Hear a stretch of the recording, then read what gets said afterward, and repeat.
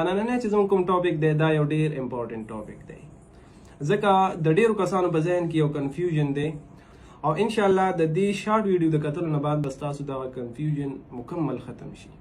هغه کنفیوژن کم یو دی. ډیر کسان ما سره دا کانټیکټ کوي او دا تاسو کوي چې تاسو خو مختلف پلیټ فارمز چې هغه موږ ته ریکمند کوي.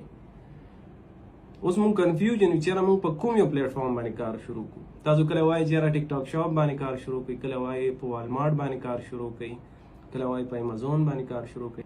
موږ کنفیوز یو چې په کوم یو پلیټ فارم باندې موږ کار شروع نو اولنې خبره خو دا ده چې په دې کې د کنفیوژن هیڅ خبره نشته. تاسو ایټ ا ټایم په ملټیپل پلیټ فارمز باندې کار کولی شئ. خو په هغه کې د پوینټ خبره دا ده چې د هر یو پلیټ فارم لپاره خپله یو سټریټجي وي. که زه تاسو ته خپله خبره وکړم نو الحمدلله زه ایټ ا ټایم په ملټیپل پلیټ فارمز باندې کار کوم.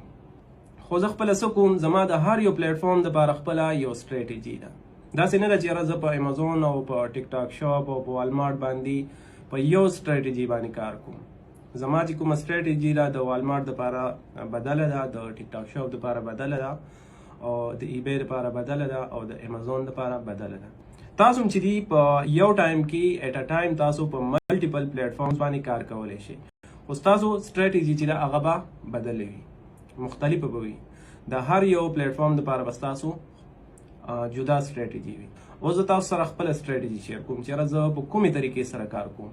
په والمارټ باندې زه په کومې طریقې سره کار کوم، په امازون باندې په کومې طریقې سره کار کوم، په ټیک ټاک شاپ باندې په کومې طریقې سره کار کوم. اولنۍ خبره موږ د امازون کوو. په امازون باندې که چېرته تاسو کار کول غواړئ، تاسو لانګ ټرم کار کول غواړئ، نو په دې ټایم کې په امازون باندې پی ایل یعنی پرایویټ لیبل چې دی هغه ریکمنډډ او سجیسټډ دی. زه په دې ټایم کې په امازون باندې هولسیل او ډراپ شیپینګ نه ریکمنډ کوم. صحیح شو؟ او دا هغه سټریټجي ده چې په کوم باندې زه خپله کار کوم. دویم نمبر موږ سره دی ټیک ټاک شاپ. ټیک ټاک شاپ په دې ټایم کې ون اف د بیسټ پلیټ فارم دی. په دې کې سیل اپورچونیټیز ډیر زیات دي. په دې ټایم کې که چېرته تاسو ټیک ټاک شاپ باندې کار کوئ نو یا تاسو پرایویټ لیبل وکئ او یا وایډ لیبل وکئ. ډراپ شیپینګ او هولسیل چې دی هغه زه نه ریکمنډ کوم. هولسیل بیا هم تاسو کولی شئ، خو ډراپ شیپینګ پې بالکل ریکمنډډ نه دی. په دریم نمبر دی موږ سره والمارټ. په والمارټ باندې زه تاسو ته 2 سټیپ ډراپ شیپینګ هم سجیسټ کوم.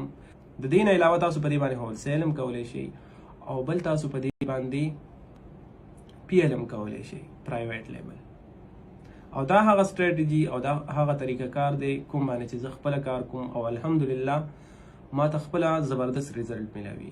نو په دې کې د کنفیوژن هیڅ خبره نشته. تاسو هم په یو ټایم کې په مختلف پلیټ فارمز باندې کار کولی شئ، خو چې ستاسو سټریټجي چې دی هغه سټرانګ وي، تاسو سره زبردست ډایرکشن وي.